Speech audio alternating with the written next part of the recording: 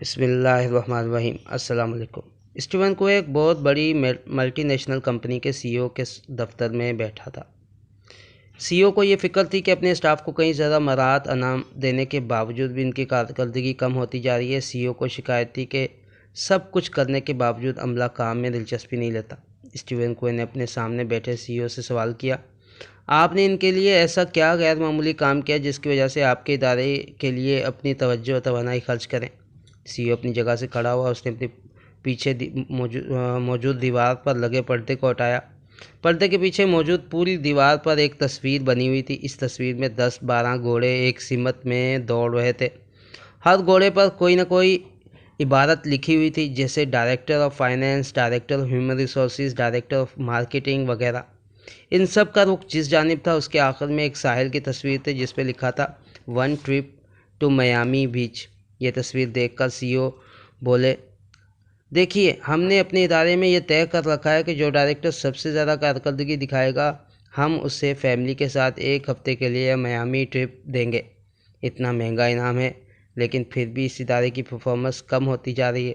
Steven کوئے نے مسکراتے ہوئے کہا، جناب، آپ جس شے کو موٹیویشنز اور پرفارمنس کے لیے استعمال کرنا چاہ رہے ہیں، وہ حکمت عملی آپ کے ادارے کی پرفارمنس کو روکنے کا باعث ہے۔ سی او کو بہت حیرانی ہوئی۔ اس پر اسٹیون کوئے نے بتایا کہ اس تصویر سے معلوم ہوتا ہے کہ تمام گھوڑے ایک دوسرے سے مقابلہ کر رہے ہیں۔ ایسے ہی آپ کی کمپنی کے تمام ڈائریکٹر ایک دوسرے سے مقابلہ کر رہے ہیں، اور وہ جتنی توانائی دوسروں سے آگے بڑھنے کے لیے لگائیں گے، اس سے زیادہ توانائی دوسروں کو اپنے سے پیچھے کرنے اور اسے گرانے میں صرف کریں گے۔ ظاہر ہے، جب ایک آدمی کو آگے بڑھانے کے لیے ایک آدمی کی توانائی لگائی جائے گی اور گرانے کے لیے کئی آدمیوں کی توانائی لگے گی، تو کمپنی آگے جانے کے بجائے یقیناً پیچھے جائے گی۔ اسٹیون کوئے نے اس کا حل بتایا کہ اپنی کمپنی میں یہ کہنے کے بجائے کہ سب سے زیادہ پرفارمنس دے گا اسے میامی بھیجا جائے گا، یہ طے کیجیے کہ جو ڈائریکٹر اس حد تک اپنی پرفارمنس کو لے جائے گا، ان سب کو میامی کا ٹرپ دیا جائے گا، جس سے ان کے درمیان مقابلے کا مزاج دم توڑ جائے گا۔ یہ لوگ ایک دوسرے سے مقابلہ آرائی کرنے کی بجائے ایک دوسرے سے تعاون کرنے لگیں گے، اور یوں ہر ملازم دوسرے ملازم کو آگے بڑھانے کی کوشش کرے گا۔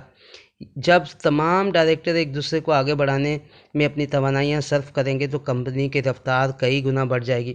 اس طرح ہم زندگی میں روزانہ کسی نہ کسی معاملے میں، خواہ ذاتی ہو، گھریلو ہو یا دفتری ہو یا کاروباری ہو، کسی نہ کسی ڈیل میں ہوتے ہیں۔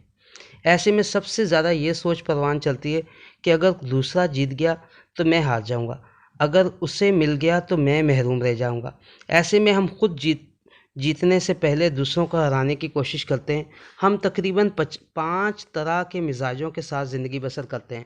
پہلا مزاج ہے ون لاس، میں ہاروں گا تو دوسرا جیتے گا۔ دوسرا مزاج ہے لاس ون، میں جیتا تو دوسرا ہارے گا۔ تیسرا مزاج ہے لاس لاس، میں بھی ہاروں وہ بھی ہارے گا۔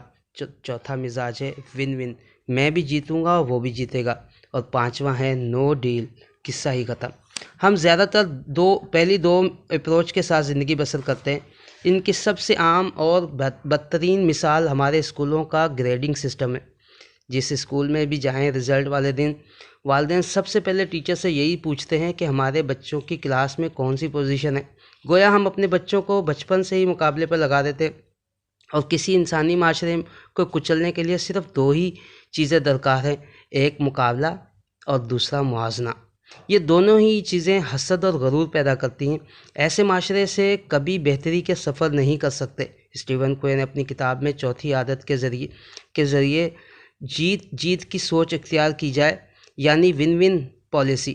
اس کتاب کا نام ہے The 7 Habits of Highly Effective People۔